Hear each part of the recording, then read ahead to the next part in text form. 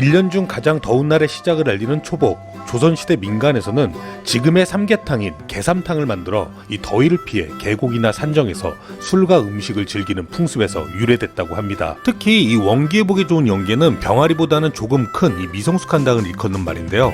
선홍빛을 띠는 육질에 윤기와 탄력이 있는 닭을 고르시면 맛있게 즐길 수가 있습니다.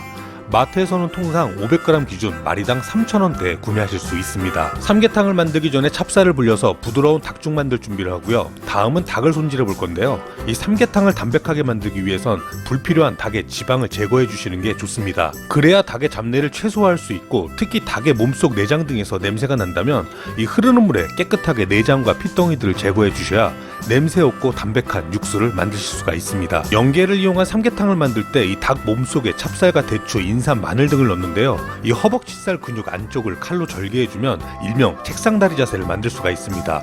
마늘 두세 쪽, 수삼 한두 뿌리, 대추 한두 알, 찹쌀 세네 큰술을 넣어주고 절개한 부위에 다리를 교차해서 끼워주게 되면 이 사대부 양반 부럽지 않은 참하고 비범하다 못해 이쁘장하기까지 한 이 삼계닭을 만드실 수가 있습니다. 그런데 썰매는 책상다리를 못합니다. 다리가 많이 아파.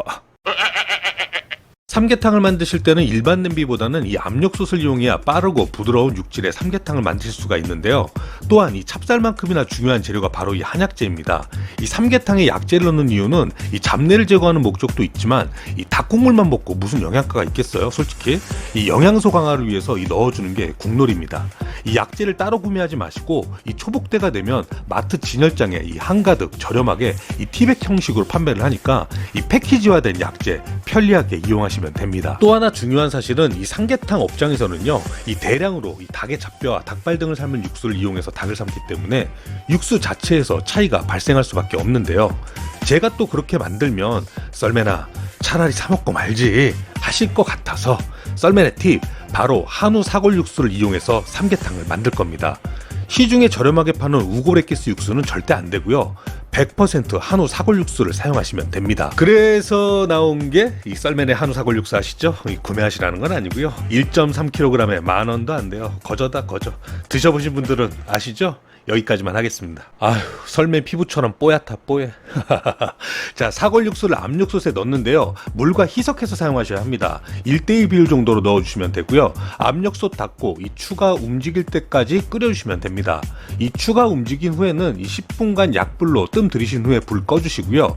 김이 빠질 때까지 기다리시면 삼계탕이 완성이 되는 겁니다. 이게 뭐라고? 요리도 아닙니다. 기다리시는 동안 대파 준비해 주시고요. 박두개봉 하면 웬만한 삼계탕집 부럽지 않은 뽀얀 국물의 삼계탕이 완성이 됩니다. 이 삼계탕은 녹그릇이나 큰 뚝배기에 담아주셔야 다 드실 때까지 국물이 식지 않는다는 건 알고 계시죠? 모른다고요? 이번에 아셨으면 됐죠 뭐.